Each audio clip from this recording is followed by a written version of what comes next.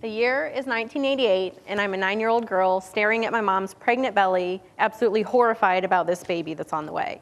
Life was ruined, life as I knew it was going to be over. I was dreading this.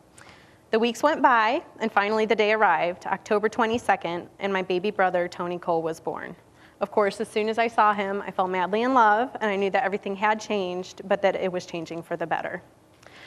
I quickly learned to relish my role as a big sister. I loved taking care of Tony, I loved playing with him, teaching him new things, watching him grow and learn. And it quickly became apparent, as Tony was a little kid, that he had this very special spark about him. He was very at home in the world and curious about new things. He drew people to him. He had this magnetism both for his peers and those older than him. And it was just really incredible to watch him make these connections and become involved in a whole variety of different things throughout his childhood. In school, he was involved in music, choir, band, drama. He was an athlete who played on the football team and lacrosse team. Outside of school, he loved being in nature. He loved camping and hiking. He was involved in Boy Scouts and actually achieved Eagle Scout his senior year. And then also as a teenager, he took up flying lessons. He could actually fly a plane before he could drive a car. And it was apparent as soon as he got in that plane that he had found his true love. This was his passion. He was completely at home in the air. He was one with the plane, and it was just awesome to fly with him. As he neared the end of his senior year, I started to think about what a good graduation gift might be for this awesome brother of mine. And I finally settled on the idea of a trip to Ireland, just the two of us. The trip started out with a bang when we hired a rental car in Dublin, and I totally misjudged my ability to drive on the other side of the road. I swerved, and we ramped off of this rock wall, and the car crashed down, completely snapped the axle, completely disabled the vehicle. No injuries, thankfully. But we had to hobble the car up the road to the next little town up the road, which was this tiny little burg called Roundwood, population 585. And we were stuck there for the next 2 days while the only garage in town tried to fix this car. I felt horrible. I felt like I had decimated our itinerary, like I had ruined Tony's chance to see Ireland, and that this was just the worst thing that could have happened on the trip. But that's not how Tony saw it. Tony saw it as an awesome adventure, as a twist in the story that would be our trip to Ireland. We went to the local shops, we hung out at the local pub, and as usual, this spark that was inside of Tony just drew all these people to him. Everyone wanted to know him and get to know his stories and talk to him and buy him a pint.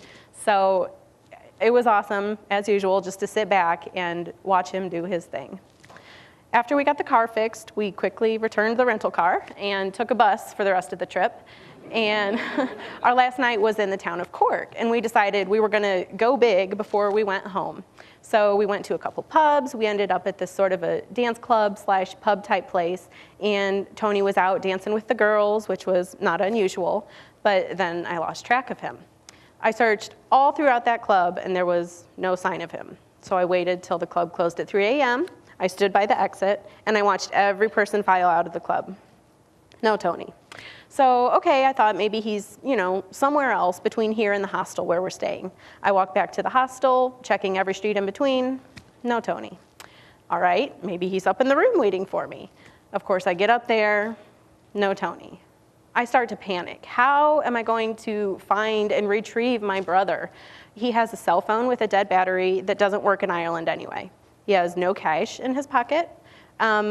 He doesn't know the name or the address of the hostel where we're staying. And he doesn't know what time we need to leave the next morning to get our plane back to the US. There's no way this was going to end well. So I stewed and I worried all night long. I thought, okay, if he's not back by 8 a.m., I'm going to go to the local police and file a missing persons case. So I'm getting ready the next morning, 7:55, brushing my teeth. And the door swings open. Tony comes waltzing through with a whistle and a wink and a smile, happy as a clam. Everything about that story was pure Tony. His instant connection with people, his instant trust of people, and most of all, the little angel of luck sitting on his shoulder guiding him through these crazy adventures. When we got back, Tony went off to school at Purdue where he was studying flight. As you can imagine, that spark I've been talking about really served him well on a college campus. He got settled right in, he made tons of friends, he did well in his classes, he joined an upstanding fraternity, he really hit his stride in college. This year was his 4th year at school, and we still tried to see each other as much as possible, but with distance and busy schedules, it was harder and harder to get together.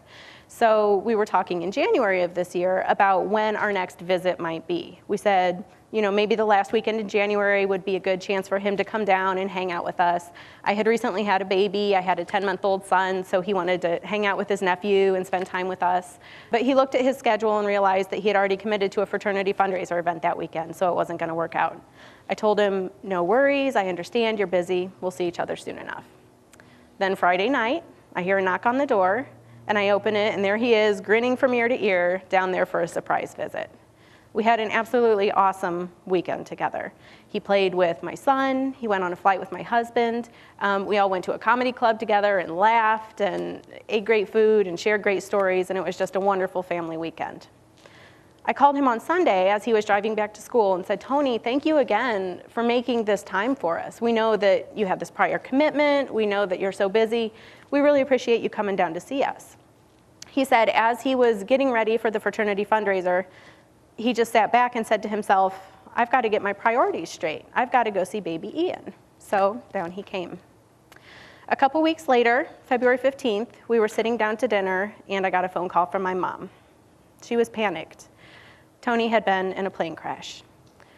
He had been airlifted to Indianapolis Methodist Hospital, and I said, what's going on? What's his status? They said, we don't know, just come. So of course I hopped in the car and went to Indianapolis.